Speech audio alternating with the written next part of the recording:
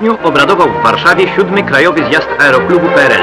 Na zjazd przybyli delegaci z całego kraju, przedstawiciele wojska, zainteresowanych ministerstw oraz bratnich organizacji. Przemówienie powitalne wygłosił wiceminister obrony narodowej, generał broni Jerzy Bordziłowski. W uznaniu zasług Aeroklubu PRL, powiedział generał, w jego wieloletniej działalności w zakresie szkolenia kadr lotniczych oraz na polu rozwoju lotnictwa sportowego Polski Ludowej, Ministerstwo Obrony Narodowej nadało sztandar, który w imieniu ministra obrony narodowej mam zaszczyt przekazać.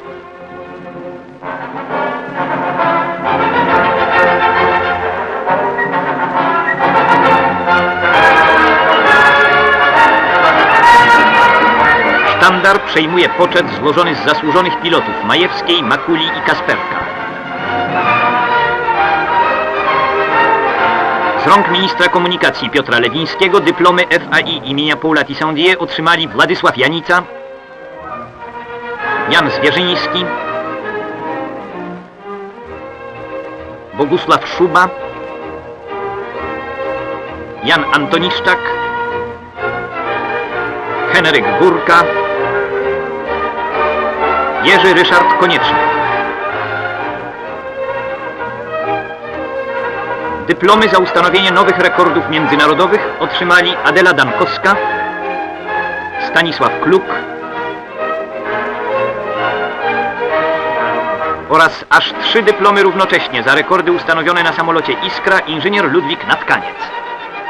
Szczególnie gorącą owację zgotowali uczestnicy zjazdu generałowi dywizji pilotowi Czesławowi Mankiewiczowi za zdobycie złotej odznaki szybowcowej z 3 diamentami.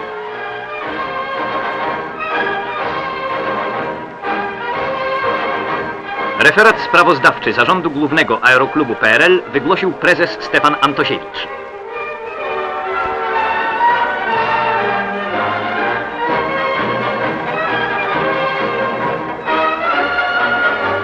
W imieniu bratniej organizacji Ligi Obrony Kraju przemówił generał dywizji Franciszek Księżarczyk.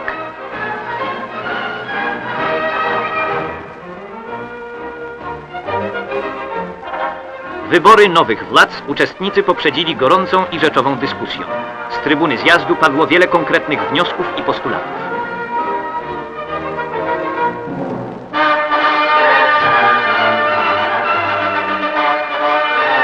Prezesem Aeroklubu PRL został ponownie wybrany Stefan Antosiewicz.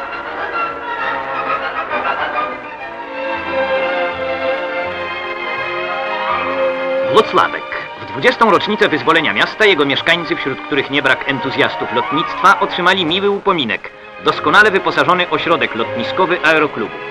Na uroczystość otwarcia lotniska szczególnie licznie przybyła młodzież, aby podziękować ojcom miasta i zrobić pierwszy bezpośredni rekonesans w sprawie przyszłych lotów.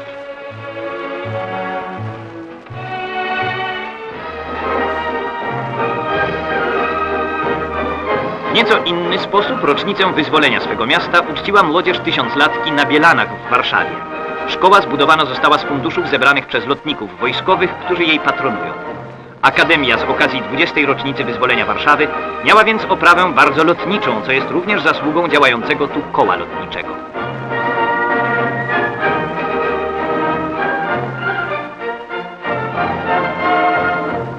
Po części oficjalnej i występach artystycznych młodzieży zaprezentował swój program zespół estradowy wojsk lotniczych Eskadra.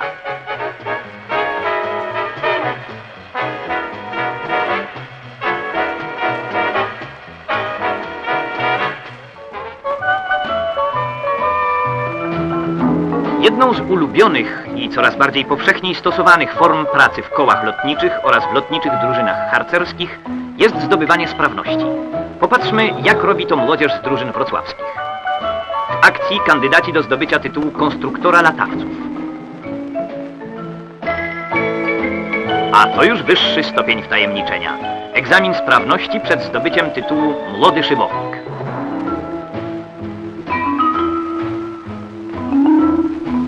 Rozpoznawca lotsprawność wymagająca również odpowiednich kwalifikacji.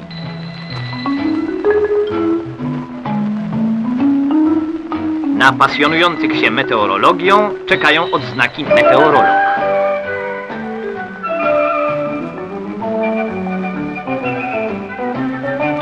Tych interesują silniki lotnicze. Na rękawach ich mundurków pojawią się więc niebawem naszywki z napisem silnikowiec lotniczy. Tym natomiast przypadnie w udziale zaszczytny tytuł Młody Spadochroniarz.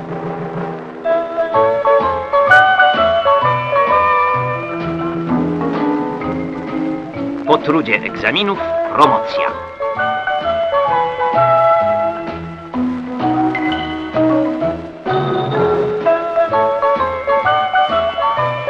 Nie świecą już pustką harcerskie mundury.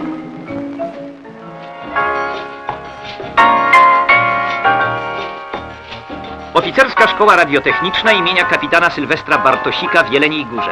W doskonale urządzonych salach wykładowych pod kierownictwem doświadczonych pedagogów i wybitnych fachowców rosną kadry przyszłych oficerów techników urządzeń radiolokacyjnych o kierunku radiotechnicznym i artyleryjskim. Kierunki te dzielą się na szereg innych, wysoko cenionych i poszukiwanych specjalności. Między innymi program nauki przewiduje szkolenie z zakresu znajomości urządzeń radiolokacyjnych, ich eksploatacji oraz praktycznego zastosowania.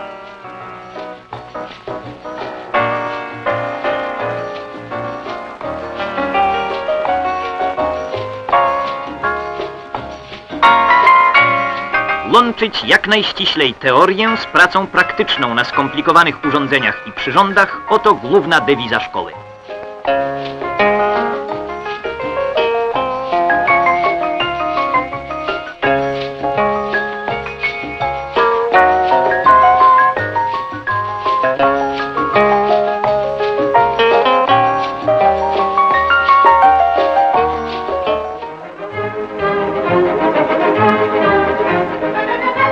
Zwolennicy i entuzjaści latania mogą uczynić zadość swym ambicjom poprzez naukę w Oficerskiej Szkole Lotniczej w Dęblinie.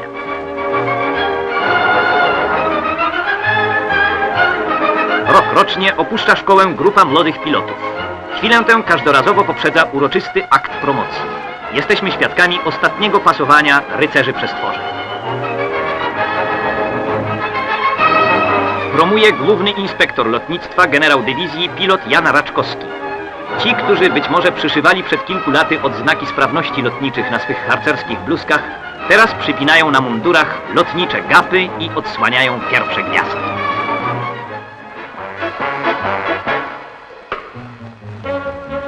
Podoficerowie, najbliżsi dowódcy i wychowawcy mas żołnierskich. W lotnictwie stanowią oni równocześnie poważną część kadry inżynieryjno-technicznej oraz pełnią szereg innych bardzo odpowiedzialnych funkcji.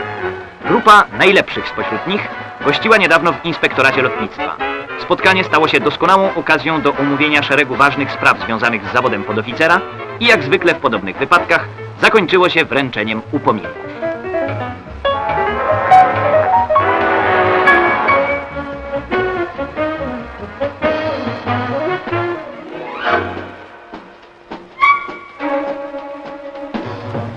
Produkcja uboczna. Dziesiątki tysięcy modelarzy określają jednak mianem produkcji zasadniczej. I chyba zupełnie słusznie, skoro na zestawy modelarskie zapotrzebowanie jest wciąż ogromne. Wychodząc naprzeciw temu zapotrzebowaniu, wytwórnia prefabrykatów modelarskich Aeroklubu PRL w Krośnie prowadzi produkcję zestawów na wielką skalę. Nie tylko ilość, ale i jakość – oto naczelne hasło towarzyszące procesowi produkcji.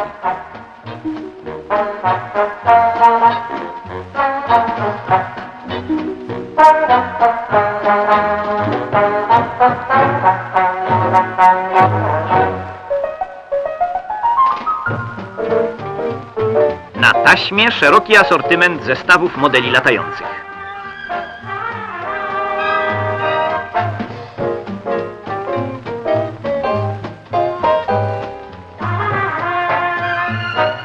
Dla zainteresowanych przy okazji krótka informacja.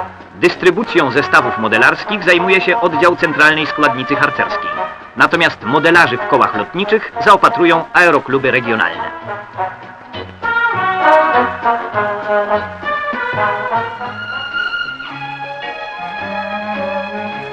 Franciszek Kępka junior.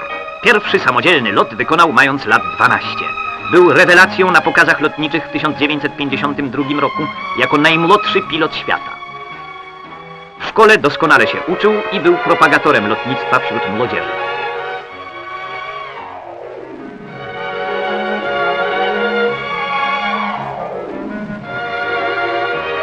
stale przebywał na lotnisku, gdzie doskonalił swoje umiejętności pilotażowe.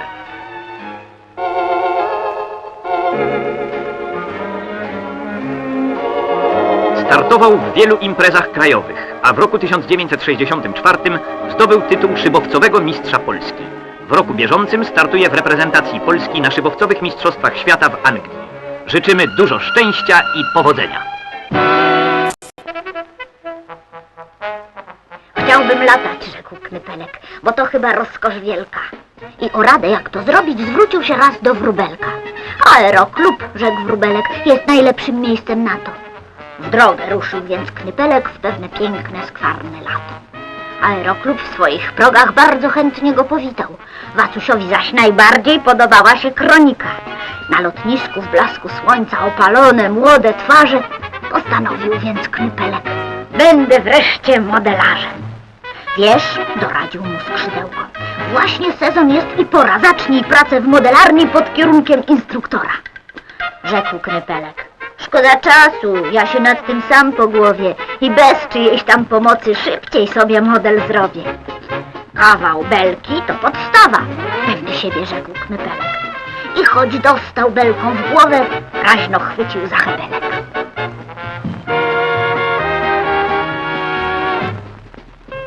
Wyszedł model odrzutowy. Ni to miga, ni to jaka. Wacuś napęd dał mu zdrowy wielkim śmigłem od wiatraka. Słyszał jednak, że gumówka mknie jak wicher przez zagony, więc skorzystał z tatusiowej, lekko zdartej już opony. A rezultat? Proszę bardzo, żaden model tak nie latał. Szkoda tylko tej opony, szkoda śmigła od wiatraka.